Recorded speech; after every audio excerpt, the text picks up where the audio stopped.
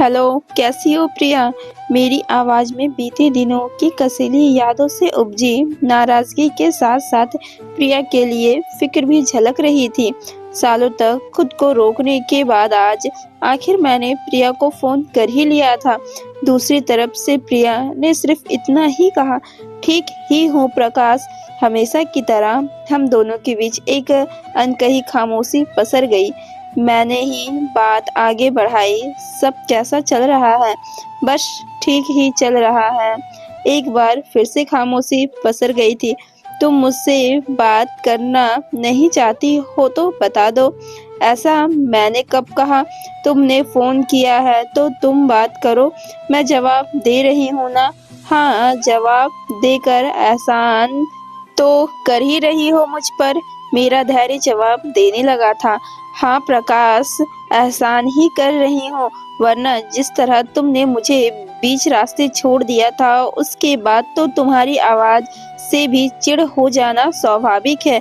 चिढ़ तो मुझे भी तुम्हारी बहुत सी बातों से है प्रिया, मगर मैं कह नहीं रहा। और हाँ, यह जो तुम मुझ पर इल्ज़ाम लगा रही हो ना कि मैंने तुम्हें बीच रास्ते छोड़ दिया, तो याद रखना पहले इल्ज़ाम तुमने लगाए थे मुझ पर। तुमने कहा था कि मैं अपनी ऑफ़िस कूलिंग के साथ, जबकि तुम जानती हो यह सच नहीं था। सच क्या है और झूठ क्या है, इन बातों की चर्चा ना ही करो तो अच्छा है, वरना तुम्हारे ऐसे-ऐसे चिट्ठे खोल सकती हूँ, जिन्हें मैंने कभी कोर्ट में भी नहीं कहा। कैसे चिट्ठों की बात कर रही हो? कहना क्या चाहती हो? वही जो शायद तुम्हें याद भी ना हो। याद करो वह रात जब मुझे अधूरा छोड़कर तुम अपनी प्रेयसी के एक फ़ोन पर दौड़े चले गए थे। यह भी परवाह नहीं की कि इस तरह मेरे प्यार का तिरस्कार कर तुम्हारा जाना मुझे कितना तोड़ देगा। मैं गया था यह सच है, मगर अपनी प्रेयसी के फ़ोन पर नहीं, बल्कि उसकी माँ की कॉल पर। तुम्हें मालूम भी है कि उस दिन अनु का तबीयत खराब था। उसका भाई भी शहर में नहीं था, तभी तो उसकी माँ ने मुझे बुला लिया। जानकारी के लिए बता दूं कि मैं वहाँ मस्ती करने नहीं गया था, अनु को तुरंत अस्पताल लेकर भागा था। हाँ, पूरी दुनिया में अनु के लिए एक तुम ही तो थे। यदि उसका भाई नहीं था तो मैं पूछती हूँ, ऑफिस के बाकी लोग मर गए थे क्या? उसके पड़ोस में कोई नहीं था क्या? यह बेकार की बातें जिन पर हजारों बार बहस हो चुकी है, इन्हें फिर से क्यों निकाल रही हो? तुम जानती हो ना वह मेरी दोस्त है। मिस्टर प्रकाश, बात दरअसल प्राथमिकता की होती है। तुम्हारी जिंदगी में अपनी बीवी से ज्यादा अहमियत दोस्त की है। बीवी को तो कभी अहमियत दी ही नहीं तुमने। कभी तुम्हारी माँ तुम्हारी प्राथमिकता बन जाती है, कभी दोस्त और कभी तुम्हारी बहन, जिसने खुद तो शादी की नहीं लेकिन मेरी गृहस्थी में आग लगाने जरूर आ जाती है। खबरदार प्रिया, जो फिर से मेरी बहन को ताने देने शुरू किए तो तुम्हें पता है ना कि वह एक डॉक्टर है और डॉक्टर का दायित्व बहुत अच्छी तरह निभा रही है। शादी करे ना करे तुम्हें कमेंट करने का कोई हक नहीं। हाँ हाँ, मुझे कभी कोई हक दिया ही कहाँ था तुमने? ना कभी पत्नी का हक दिया और ना बहू का। बस घर के काम करते रहो और घुट घुट कर जीते रहो। मेरी जिंदगी की ऐसी दुर्गति बना दी तुमने। कहते कहते प्रिया रोने लगी थी। एक बार फिर से दोनों के बीच खामोशी पसर गई थी। प्रिया, रोकर क्या जताना चाहती हो? तुम्हें दर्द मिले हैं तो क्या मैं खुश हूँ? देख लो, इतने बड़े घर में अकेला बैठा हुआ हूँ। तुम्हारे पास हमारी दोनों बच्चियां हैं, मगर मेरे पास वे भी नहीं है। मेरी आवाज में दर्द उभर आया था। लेकिन मैंने तुम्हें कभी बच्चों से मिलने को रोका तो नहीं ना? प्रिया ने सफाई दी। हाँ, तुमने कभी रोका नहीं और दोनों मुझसे मिलने आ भी जाती थी, मगर अब लॉकडाउन के चक्कर में मैं उनका चेहरा देखे भी कितने दिन बीत गए हैं। चाय बनाते हुए मैंने माहौल को हल्का करने के गरज से प्रिया को सुनाई, काम वाली भी नहीं आ रही है। बर्तन कपड़े धोना, झाड़ू पोछा लगाना, यह सब तो आराम से कर लेता हूँ, मगर खाना बनाना मुश्किल हो जाता है। तुम जानती हो ना, खाना बनाना नहीं जानता मैं। एक चाय और मैगी के सिवा कुछ भी बनाना नहीं आता मुझे। तभी तो खाना बनाने वाली रखी हुई थी। अब हालात यह है कि एक तरफ पतीले में चावल चढ़ाता हूँ और दूसरी तरफ अपनी गुड़िया से फ़ोन पर सीख कर दाल चढ़ा लेता हूँ। सुबह मैगी, दोपहर में दाल चावल और रात में फिर से मैगी। यही खुराक खाकर गुज़ारा कर रहा हूँ। ऊपर से आलम यह है कि कभी चावल जल जाते हैं तो कभी दाल कच्ची रह जाती है। ऐसे में तीनों वक्त मैगी का ही सहारा रह जाता है। मेरी बातें सुनकर अचानक ही प्रिया खिलखिलाकर हंस पड़ी। कितनी दफ़ा कहा था तुम्हें कि कुछ किचन का काम भी सीख लो, पर नहीं। उस वक्त तो मियाँ जी के भाव ही अलग थे। अब भोगो, मुझे क्या सुना रहे हो।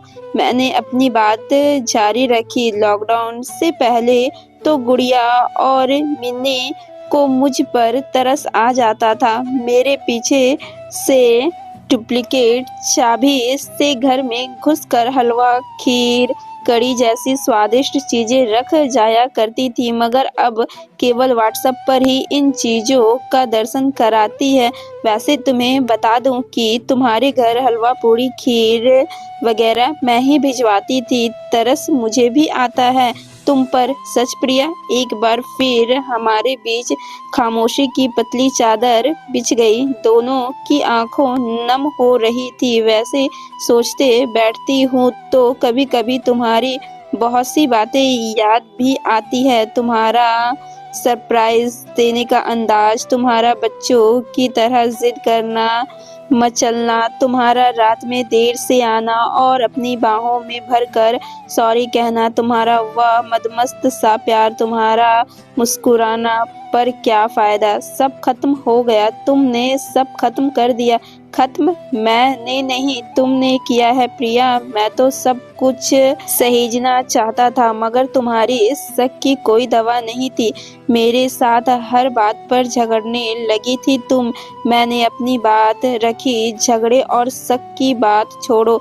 जिस तरह छोटी छोटी बातों पर तुम मेरे घर वालों तक पहुंच जाते थे, उसकी इज्जत की धज्जियां उड़ा देते थे, क्या वह सही था? कोर्ट में भी जिस तरह के आरोप तुमने मुझ पर लगाए, क्या वह सब सही थे? सही गलत सोचकर क्या करना है, बस अपना ख्याल रखो। कहीं ना कहीं अभी मैं तुम्हारी खुशियों और सुंदर भविष्य की कामना करता हूँ, क्योंकि मेरे बच्चों की जिंदगी तुमसे जुड़ी हुई है। और फिर देखो ना, तुमसे मिले हुए इतने साल हो गए। तलाक के लिए कोर्ट कचहरी के चक्कर लगाने में भी हमने बहुत समय लगाया, मगर आजकल मुझे अजीब सी बेचैनी होने लगी है। तलाक के उन सालों का समय इतना बड़ा नहीं लगा था जितने बड़े लॉकडाउन के यह कुछ दिन लग रहे हैं। दिल कर रहा है कि लॉकडाउन के बाद सबसे पहले तुम्हें देखूं।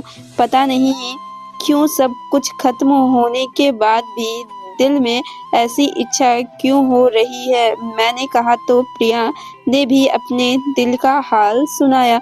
कुछ ऐसी ही हालत मेरी भी है प्रकाश। हम दोनों ने कोर्ट में एक दूसरे के खिलाफ कितने जहर उगले, कितने इल्जाम लगाए, मगर कहीं ना कहीं मेरा दिल भी तुमसे उसी तरह मिलने की आस लगाए बैठा है, जैसा झगड़ों के पहले मिला करते थे।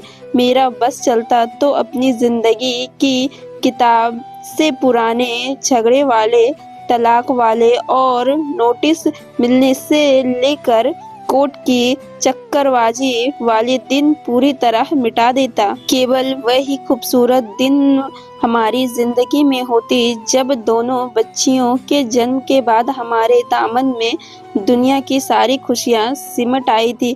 प्रकाश, मैं कोशिश करूंगी एक बार फिर से तुम्हारा यह सपना पूरा हो जाए और हम एक दूसरे को देखकर मुंह फेरने के बजाय गले लग जाएं।